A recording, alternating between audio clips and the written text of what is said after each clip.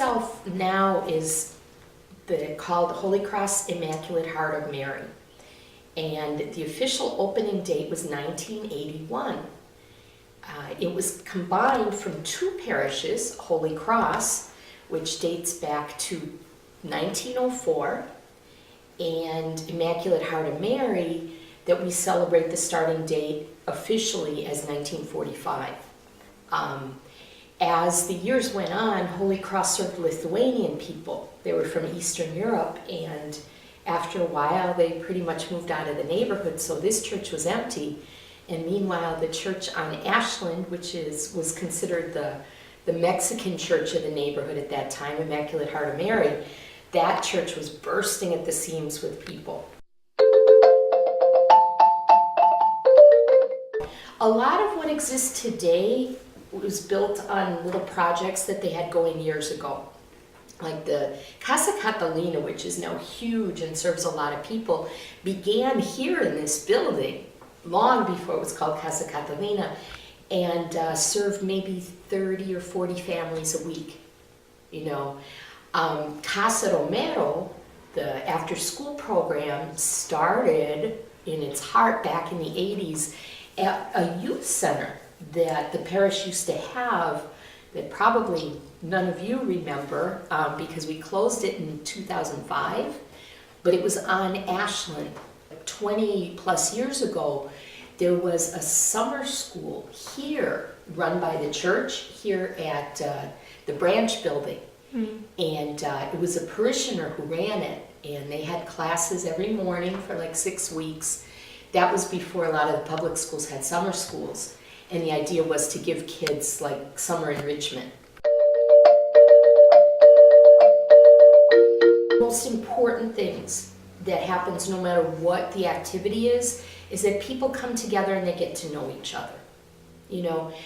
A lot of our families come from places, a lot of them come from small towns or cities where they knew everybody, their family knew everybody, right? And you come to a community like this, and maybe you don't know many families, and there's violence on the street, and you're a little afraid, and you don't feel like comfortable anymore. So one of the things I think is really important is just people getting to know each other.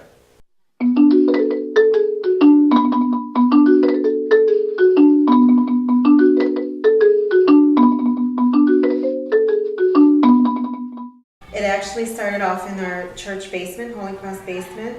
I want to say a little over 15, 16 years ago, maybe longer than that. It started off with about maybe 20, 30 students all in one area in the basement, and then there was a greater need for more space, and that's when I started working here. And we have currently 6 groups now, 1st through 12th grade. Our purpose for the program is to help our students with their homework. Academics is the most important thing, so that's what we try to focus on. But we offer life skills like anti-bullying, workshops, community service. We want even our 1st graders. We have community service days maybe 3 or 4 times a year, including neighborhood cleanups, peace rallies, recycling projects, anything, coat drives, food drives, anything that we can to keep them involved in the community. It keeps them busy. Yeah, it keeps our students busy. It keeps them, gives them something to do, something to look forward to. I think it gives the kids hope too. I know this neighborhood is, people see it as a very violent neighborhood, a bad neighborhood, but it's not. It shows them there's a lot more to the Back of the Yards neighborhood than just the violence that they see. Well, it takes place here at Casa Romero, Mondays through Fridays from 3 to 6 p.m. daily.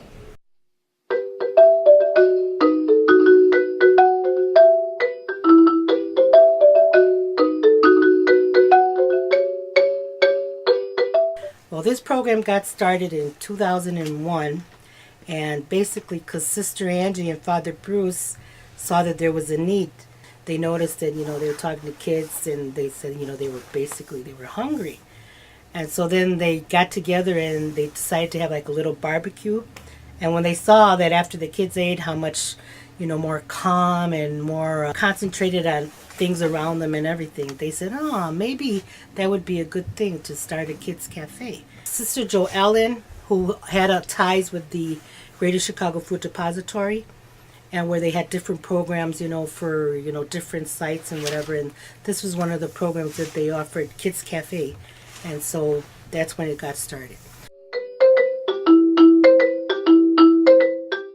We're associated with the Greater Chicago Food Depository, where they have a menu that I could order from, foods that I know that kids will like and eat and that are also healthy. And then they also have what's called a mini mart, where I can go. It's like a little store, but it's not supplied like a regular store. It's whatever they get from donation and whatever they have a lot of, I can get from there and, for a minimal charge. Well, the purpose of this program is to try to get children to learn how to eat a little bit more healthy. And then also they've done studies that when children have eaten, they can concentrate better. It takes place here, during the school year, and usually between 3 and 5. It used to be between 3 and 5, and now because of the cutbacks and and that the governor has given to a lot of these programs, we've reduced the hours from 3 to 4:30, and that's year round during the school year. And then we're also open during the summer. I've always liked working with children, and and I want to I've seen how a lot of kids just don't eat the right way. I mean, I was one when I was growing up. My mom didn't know too much about nutrition.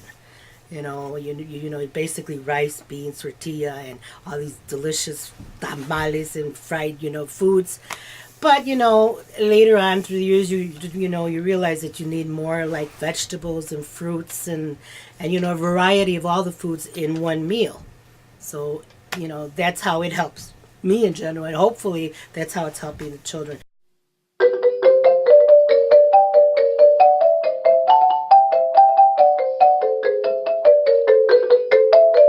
Well, the program started a long time ago, I think in the late 1980s to early 1990s, but I was mostly like a student. I started off when I was like 8 years old, and then my father was a choir director, and I started off as that, and then I became the choir director, and that's kind of, I followed. Well, one of the purposes of this program is to learn music. Music is very important, and most importantly is to shape every single child's life. For example, one of the things they learn is how to speak in public, and I think it's very important because once they're in their field of study later on in the future, they know how to talk, they don't feel so insecure about being in front of a camera or talking in front of a public. We live in a community that's a little bit difficult, there's a lot of violence, so it gives them a little bit of peace and of learning environment.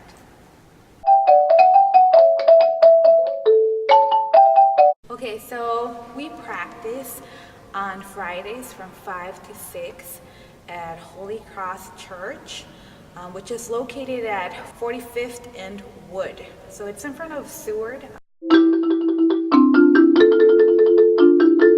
It has helped me because it has given me the confidence to teach.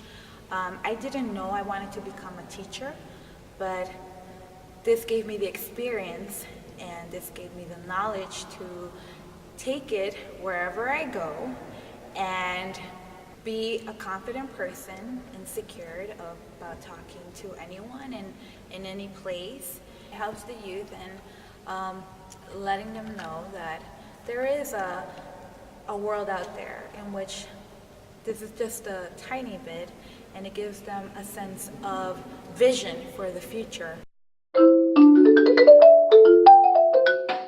Usually they have certain dates They could say, for example, they could have a concert during the spring, and sometimes they have it during Santa Cecilia, which is the saint of music. So that's usually in November. So there is like 2 concerts during the whole entire year. Vamos cantando al Señor, Él es nuestra alegría.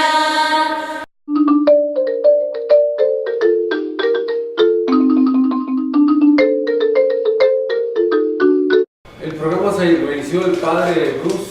Bueno, este programa empezó hace aproximadamente unos 8 o 10 años y este programa empezó con una donación de esta persona, se llamaba Jan. Nos donó máquinas, las cortadoras, screw saw, nos donó este drill. El programa se lleva a cabo aquí cada sábado, todos los sábados, de las 9:30 hasta las 2:30 de la tarde. Y aquí en Inmaculado Corazón de María, está abierto para todos los jóvenes que quieran venir de 12 a 18 años. Para adultos tenemos otro programa que son los viernes, y ese es de 5 hasta las 8:30 también, mayores de 18 hasta arriba.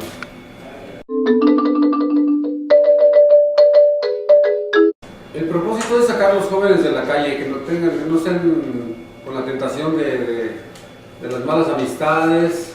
El objetivo de mantener a los niños que tenían problemas en la calle, mantenerlos ocupados aquí.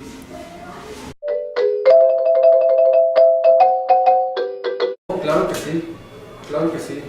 Claro que sí, aprenden les enseñamos a usar las herramientas, les enseñamos a ser ordenados, a respetar a los demás, al respetar el proyecto del compañero, eso se les queda a ellos.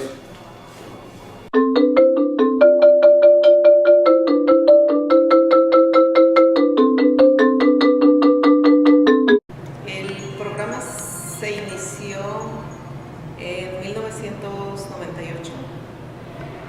Vino un hermano de California a una reunión de padres y él habló ahí cómo nuestros jóvenes necesitaban apoyo en las familias, no en la escuela solamente. Después se implementaron el programa pagado por el padre Bruce y la señora Marcy Reyes.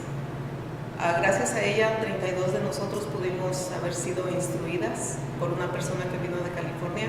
Ella es la hermana Inés Telles.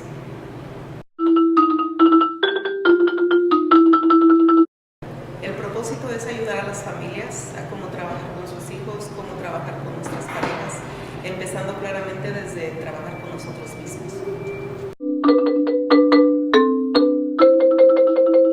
El programa se lleva a cabo aquí en el edificio que pertenece a la iglesia, donde se encontraba anteriormente la secundaria Aileen Dugan.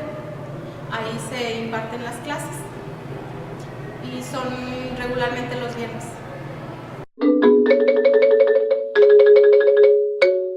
Nos ayuda a los adultos porque aprendemos cómo comunicarnos con nuestros hijos, con nuestra pareja, como ya dijo la señora Vázquez, y cómo educarlos sin utilizar la violencia.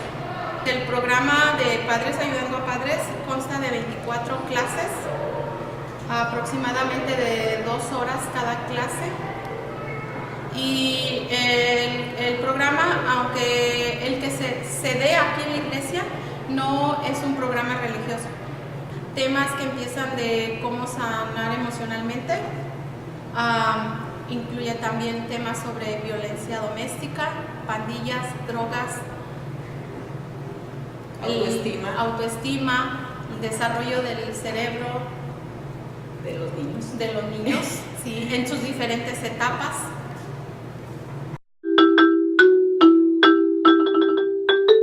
Actualmente no se está llevando a cabo el programa. Se iniciará probablemente en cuanto nos pongamos de acuerdo, posiblemente en 2 meses, Más o de menos. 2 a 3 meses.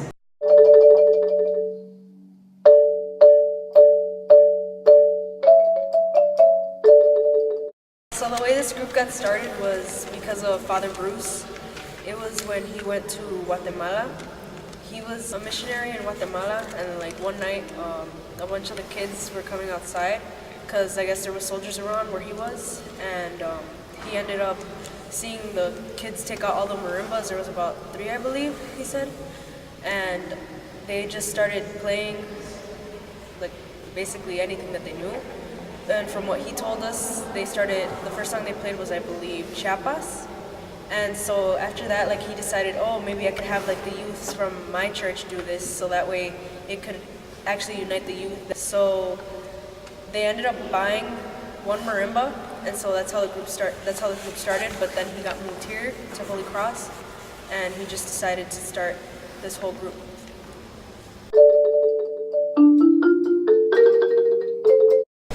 Holy Cross Marimba Ensemble is to teach students music, but not only music, is to keep them involved in the community. Here in Holy Cross Marimba Ensemble, we teach them music theory, we teach them traditional music, modern day music like Michael Jackson. We also play a couple of other types of music like cumbia, baladas, polkas. I guess almost any type of music.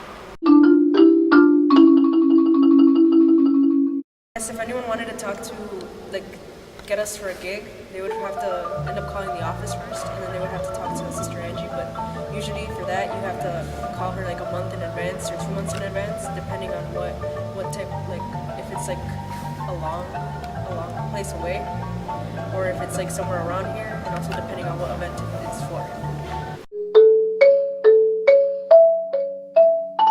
A bunch of gigs that we've played for are like, we could play for quinceañeras, bodas, Wedding, birthday parties.